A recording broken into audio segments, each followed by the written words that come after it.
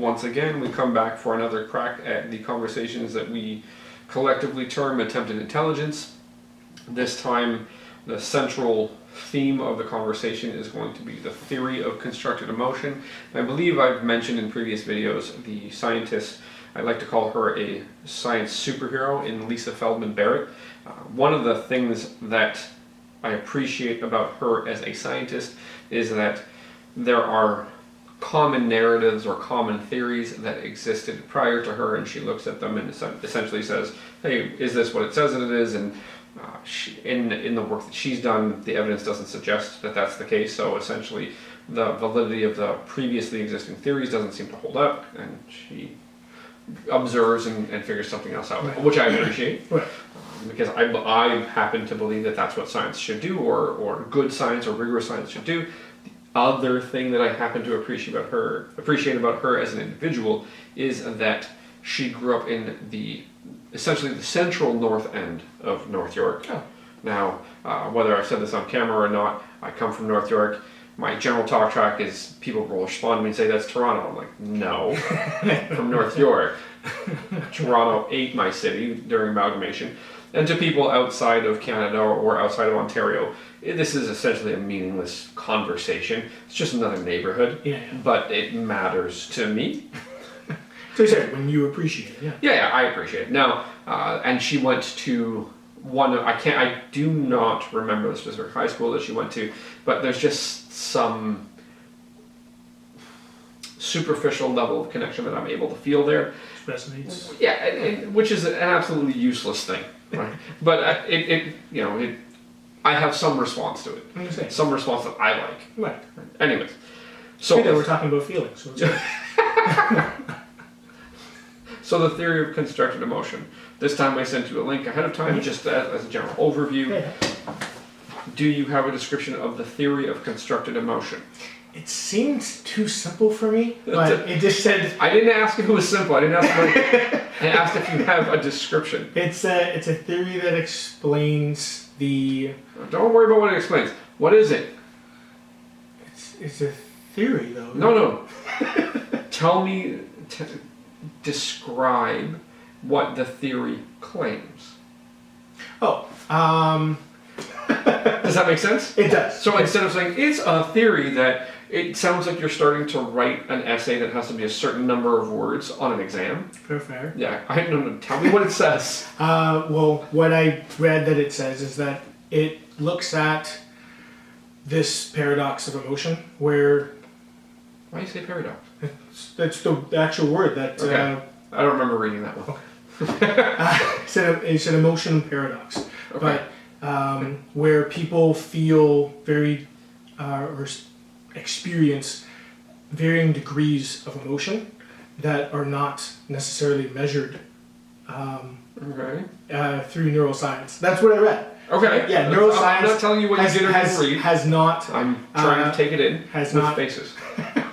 Has not shown evidence to support that the varying degrees or that specific in categories. You're making the argument for why it claims to be valid. Okay. You're not telling me what it says. So what is its claim? What is the theory of constructed emotion attempting to tell people about emotion? What does it claim emotion is? That it's experience and perception. Experience and perception. Okay, yes. So that's what I was going to say in the beginning. I was going to say it's a theory of that's what it was. It was a theory. Well, I don't know what you were going to say. You could be lying. Whatever. Your reading of it essentially says that the crux of the theory of constructed emotion is that emotions are an individual's perception and experience. Correct. Okay. Does that seem like it encompasses the totality of what the theory is trying to claim? Or is that why that seems too simple to you, because that's what you took out of it? Yes. Okay, because that's too simple. Yes. So, the essential crux of it, or maybe the central claim, is that there are categories of emotion that have a variety of expression. Okay. Right? So that's a fairly simple way to say it. Right. In saying it that simple way, so there are varying categories of emotions. So a category being a name that would be a descriptor Right. that something would fall under. Correct. And there's a variety of expressions in each category. Correct. Does that seem to, in a simple way, explain it in a more total fashion? Yes, because I was going to go through top to bottom trying That's okay. to pull that out. Well, and you might as well at some point, Right. because otherwise it's just, again, another inside baseball conversation with me. Right? I know. Yeah. And that's not useful, because the aim here is to not only have an attempted intelligent conversation, but it's to try to communicate something and pull some stuff out, flesh it out. Yeah. So essentially, Lisa Feldman Barrett was doing her work on emotion, and the central claims prior were that there were specific facial expressions, there were specific autonomic activation, so the autonomic nervous system, the automatic nervous system. So and you'd be able to measure that through perspiration, respiration, and heart rate. Right. So, and also neural activity. I believe you can also measure activation through neural activity, right? So, or neural conductance or electrical activity. I did read that as well. They were measuring that. Right. So, and then also that a given emotion would have a specific neural circuit in the brain. So when you had anger, it would go from neuron A to neuron B to neuron C. It would be clear. And based on facial expression, so she decided to say, okay, we can measure emotion based on facial expression. So she read through that literature, and no. So there are times when people will they will claim an emotional category and display something that doesn't seem to fall underneath that, right? So that's hard to bring together. So there are times when people are angry and they have a huge smile, right? And it's like, well, what's that? That's not anger, right? So if you show people faces, right? If you show people portions of faces, there's a prediction of emotion, right? It's classic bitch face. Classic bitch face? Yeah. What's classic bitch face? Resting bitch face. Resting bitch face? Bitch face. Yeah. Yes. Or a TTC subway rider. I had not heard that one before. Well, Toronto's the screw face capital of the world, right? Like, you just don't look at people. Yeah. But that happens in every large city, so it's just a claim. Anyway, so the idea was that there was research within certain parameters that showed that people would accurately predict an emotion based on a picture of a face or a portion of a face. And then when you look at that a little bit deeper, you can identify that while that may be true of people predicting the emotions in others, that's not true of the emotional report of the individual making the face. So there is an inconsistency when looking for facial expressions of emotional category and personal report. So I can report anger and have 4 or 5 different facial expressions as an individual. Right. So facial expression isn't consistent within me. It's not consistent between you and me. It's not consistent between cultures. So there are other cultures where the angry face is a different thing. Right. Now, there's something to be said that it's relatively similar for a few emotional categories, culture to culture. It's relatively similar, but again, there is variation. Variation is normal. Then she looked at activation or autonomic proxies, right? So perspiration essentially suggests, or superficial perspiration, skin perspiration or sweat suggests sympathetic nervous system activation, so fight or flight kind of deal. Increase or decrease in heart rate is autonomic activity, so sympathetic or parasympathetic. Increase or decrease in respiratory rate, so how fast you're breathing. Increase or decrease in sympathetic or parasympathetic activity. And then also, what was the other one? Electrical conductance, so skin conductance. So you measure electrical activity on the skin, it essentially suggests more neural activity deep to the skin. So those are all proxy measurements, or measurements that would suggest something else is happening. And you don't see that. So what you see is actually error bars. So when somebody's angry, you see respiration or perspiration or heart rate doing something, but there's an error bar. The error bar means that there's variation. It usually does this, but sometimes it does something else, right? When you map that out between individuals. So we can't find it on activation. We can't find it on neural circuitry because it just bounces all over the place. Because neurons don't necessarily do one thing. Some neurons do multiple things in the brain, right? So areas of language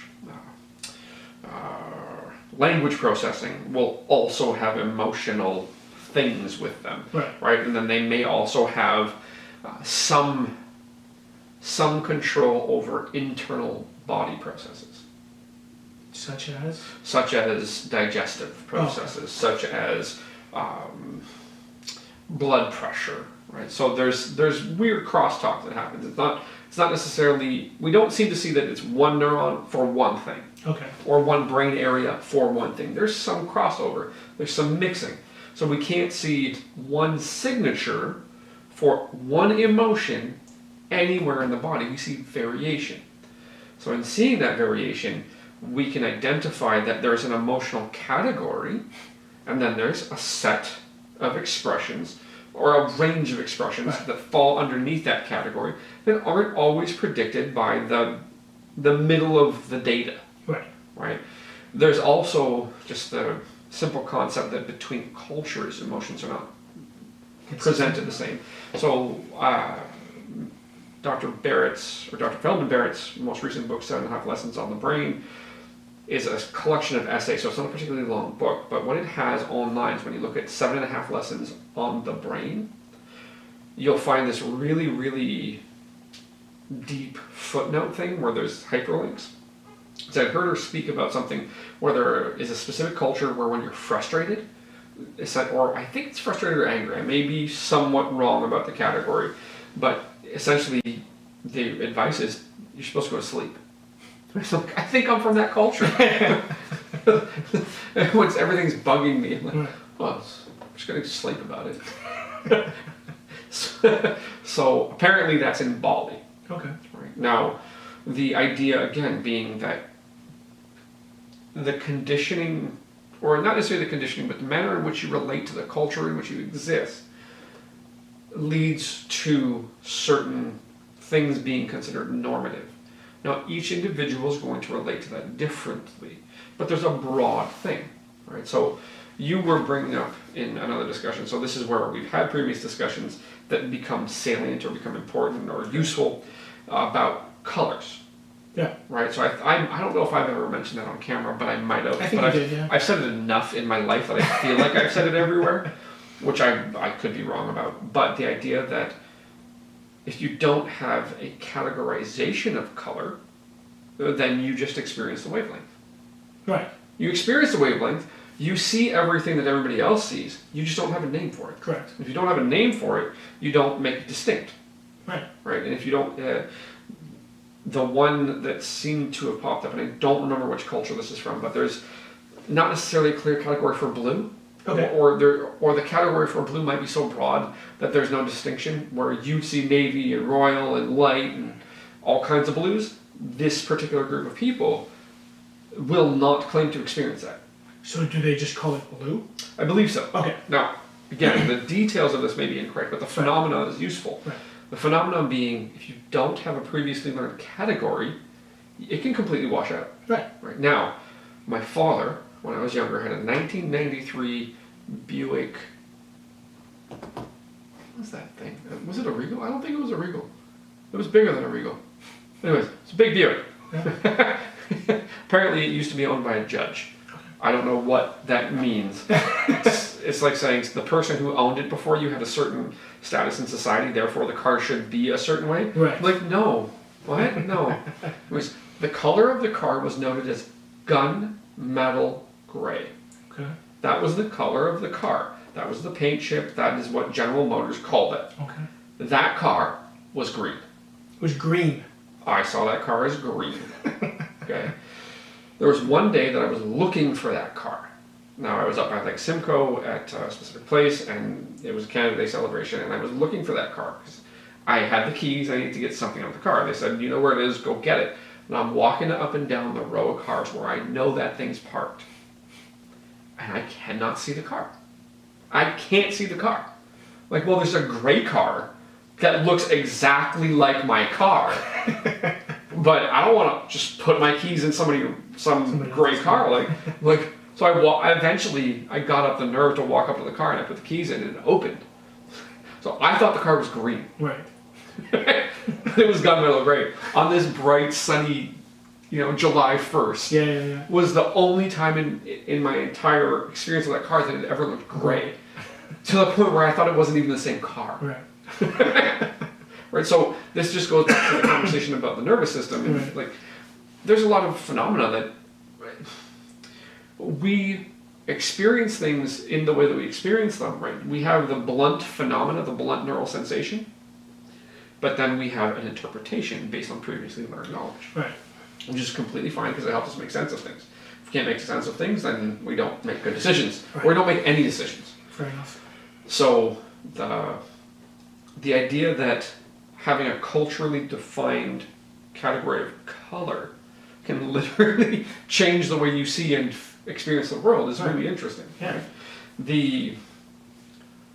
In your experience, say, of events that could be considered traumatic in your life, okay,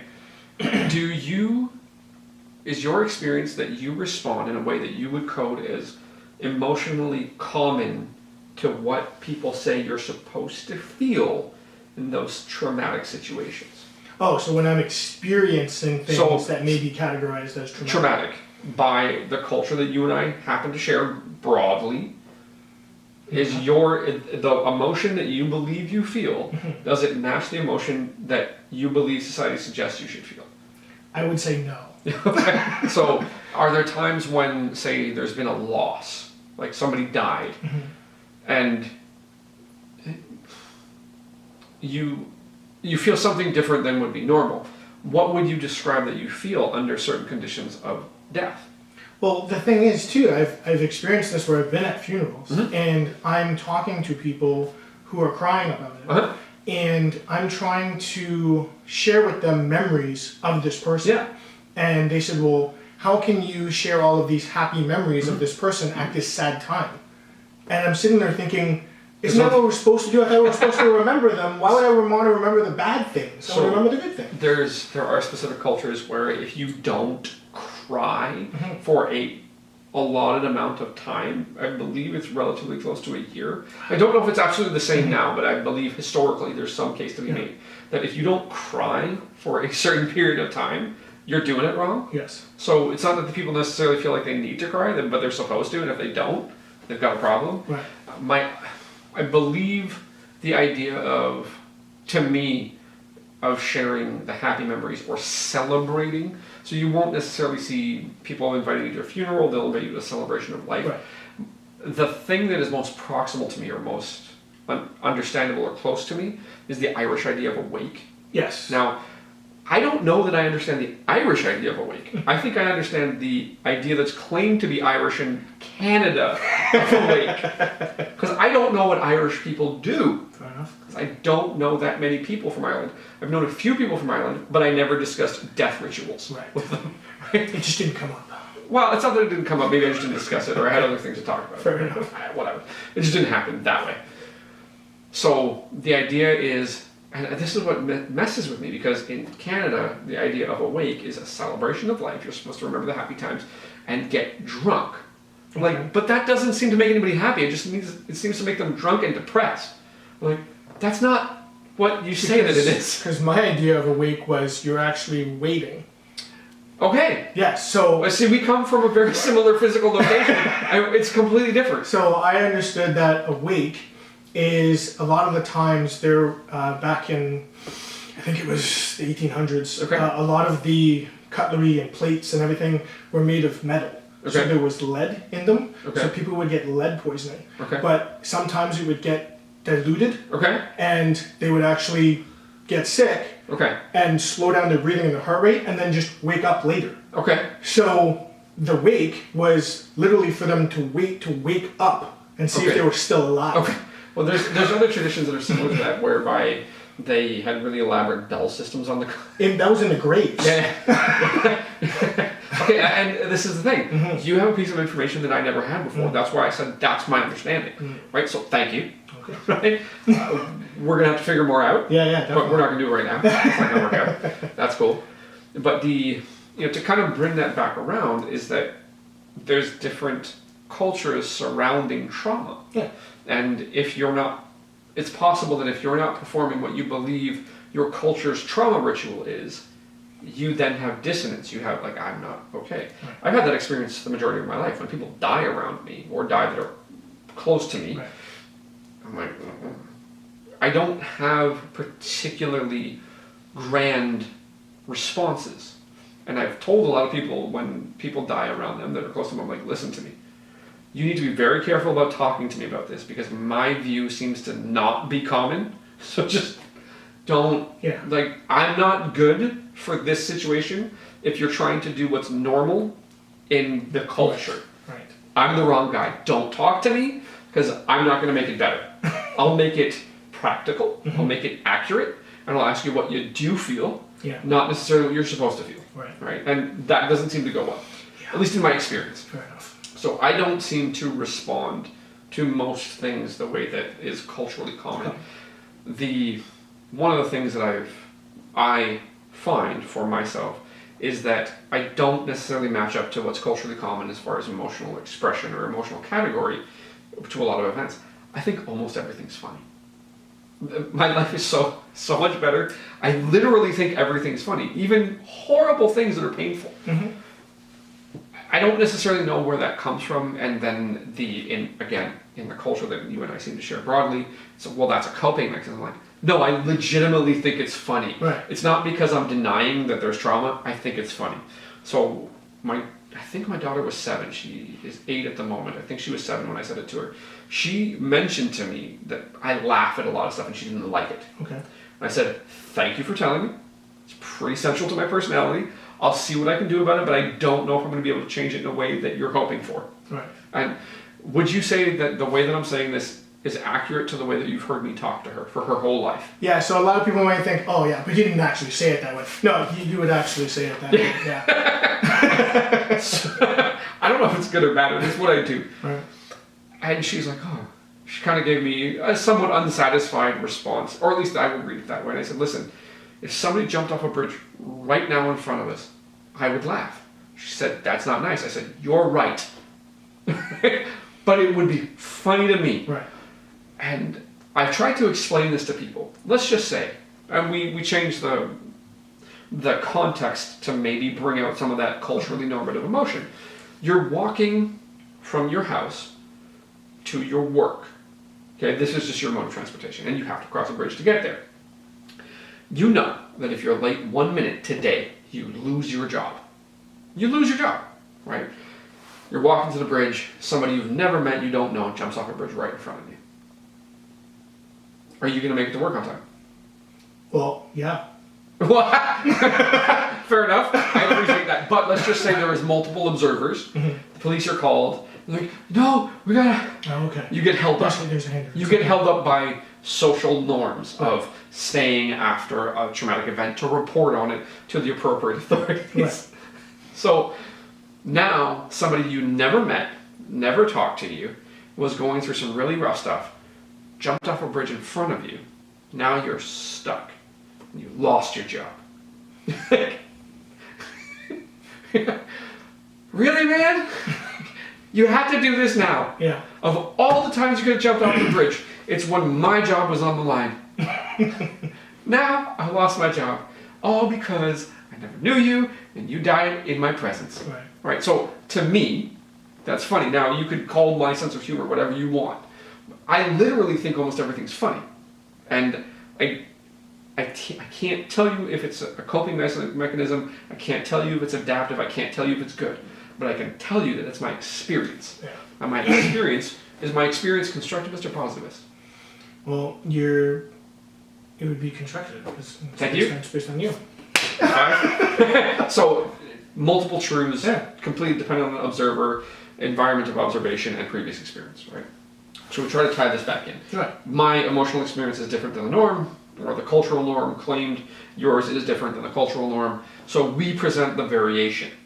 Right, so the theory of constructed emotion essentially says emotional category, variety of expressions that fall underneath it. So to behave as if a word that describes an emotional category has a very specified set of behaviors associated with it is incorrect. Now, was it constructivism or positivism that found that?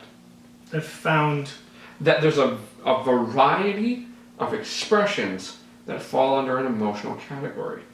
Were they looking for multiple realities, or were they looking for one? Well, they were looking for one. So that is? That's positivism. Positivism was looking for one reality. But they found variation. Right. They found multiple realities or multiple expressions. Through positivism, they found constructivism. Or they found, yeah. Now constructivism, when done well, is querying multiple realities, and then from those multiple realities emerges a stable, observable feature. One single. Like whether or not I should be excited or other people are going to think it's cool, I don't like. Yeah. It's just an interesting phenomenon where these things can be believed to be held in tension, but realistically they're complementary and mutually affirmative. They find each other. Right.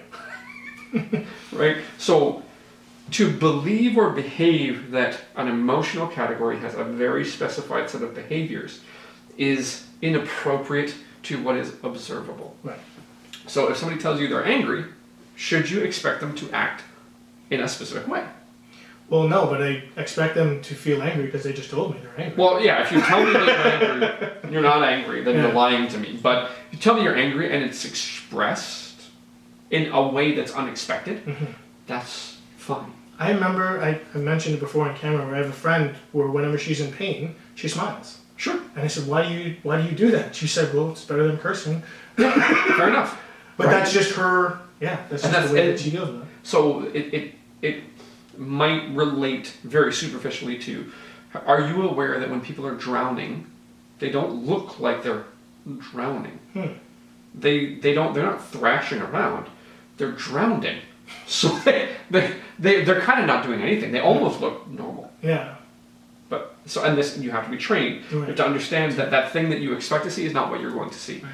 So with the theory of constructed emotion, we get the opportunity to understand that there's emotional categories that are not, and the expression of them is not consistent within the individual, Right. between individuals, or between cultures. Right. Variation of emotional expression that falls under a category is normal. Right. So if we want to rely on feelings, we should remember that they highly vary in the same person, between people, and between cultures.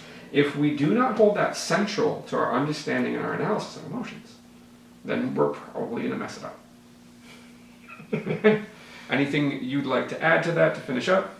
No, I'm still kind of processing all of that information. Fair enough, man. Fair enough.